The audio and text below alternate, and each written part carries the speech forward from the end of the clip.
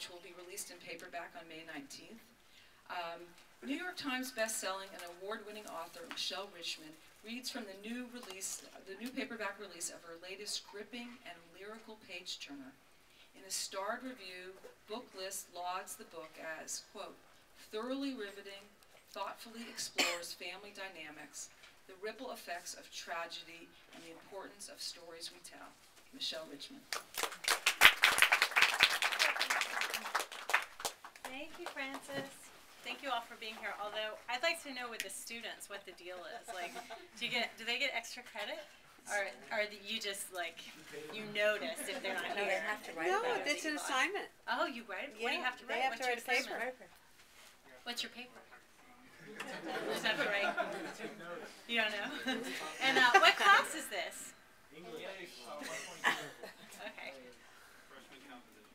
Well, so I'm glad you have that symbol for 122 back there.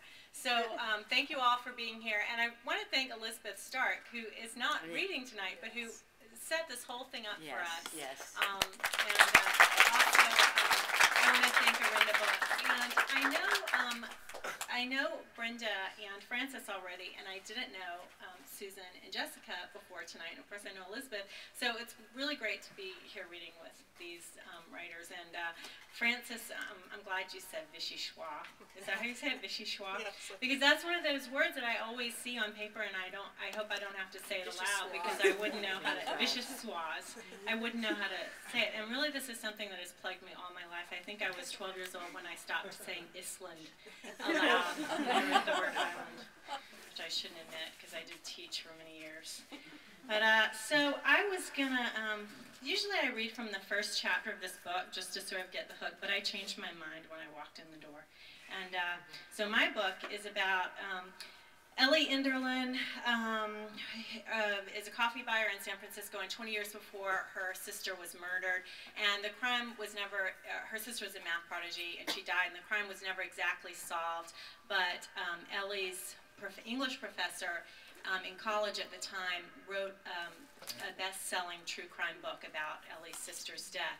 And he did this, what he did was he befriended her, Ellie, and sort of asked her all these intimate questions about her life and her family's life, and she thought he was her friend, and then he ended up writing this book and becoming sort of this major true crime author. So basically he made a living off of her family's tragedy. And when Brenda was reading the piece where he's asking Salome these intimate questions sort of to get her, to become closer to him. I think there's that a similar sort of exploitation in my book, Know When You Know, as well. So I'm going to read I'm going to read a paragraph from an early chapter that sort of goes in with the theme of the evening, and then I'll read just a short scene from a later chapter. A story has no beginning or end, my sophomore English professor used to say. Arbitrarily, one chooses that moment of experience from which to look back or from which to look ahead. It was a motto that Andrew Thorpe managed to work into every session of class, no matter what book we were discussing. One could almost anticipate the moment he was going to say it, as the statement was always preceded by a lengthy pause, a lifting of his eyebrows, a quick intake of breath. I would choose a Wednesday in December 1989. Again and again, poring over the details, I would choose that day, and it would become the touchstone from which all other events unfurled, the moment by which I judged the two parts of my life, the years with Lila and those without her. Now I'm going to skip that chapter and then go to the end of it, which sort of explains where her professor got his motto. Some years after Lila's death, at a garage sale in Collingwood, I reached into a cardboard box and pulled out an old hardback copy of Graham Greene's The End of the Affair. The jacket had been torn and taped back together, and the pages were warped and swollen. A sticker on the cover declared 25 cents. It was a warm Saturday morning in September, the whole weekend stretching before me. I had nowhere to go, and the sun felt good on my bare arms, so I turned to the first page. A story has no beginning or end, it began. Arbitrarily, one chooses that moment of experience from which to look back or from which to look ahead. It was Andrew Thorpe's old motto, there in black and white.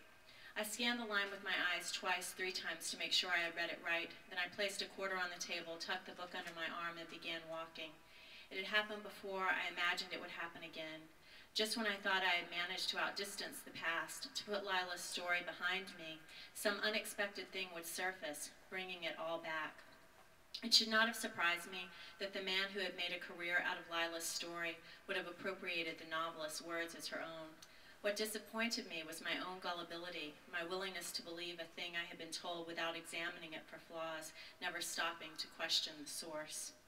And then I'm going to skip to the middle of the book. So Ellie goes and something prompts her to go seek out her old professor, Andrew Thorpe, whom she hasn't seen in 20 years, and she finds his website. He has this snazzy website where he gives away things like you can name a character in his next book and stuff.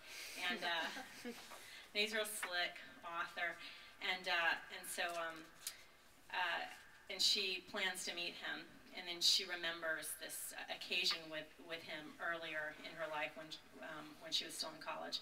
As I marked the date of the luncheon in my calendar in red ink, I thought back to a strange night I'd spent with Thorpe just months before he told me he was writing the book. By then, I had moved on to higher-level English courses, but we still met frequently for coffee or lunch. One afternoon over the phone, he asked me offhandedly if I'd like to have dinner at his place. Always say no, by the way. I used to have this student who would call me in Arkansas and say, "Miss Michelle, can I come over and you can make me some spaghetti?" I've never had him over, but you know, I should have. But anyway, well, no, I don't. No, say no. Say no. I said no. Yeah, Yeah. From the way he phrased the invitation, I assumed he was having a small dinner party. The apartment was on the 3rd floor of a 12-unit building at the top of Dolores Park. When Thorpe opened the door, I saw that he had foregone the usual blue jeans and sneakers and was dressed instead in a black Oxford with pinstripe slacks and loafers. It was an odd look for him, and he seemed uncomfortable in the clothes. "Smells good," I said. "It's lasagna," he said, "my mom's recipe. It needs another half hour in the oven. Want some wine to start?" I followed him into the small, spotless apartment. There was no one else there. I was surprised to realize it would be just the 2 of us. By the time the lasagna was ready, we were into our 2nd bottle of wine. I was drinking faster than usual out of nervousness, and he was drinking considerably more than I was. He didn't have a dining room, so we sat on the sofa with our plates on the coffee table, a black-framed, glass-topped affair that screamed bachelor pad.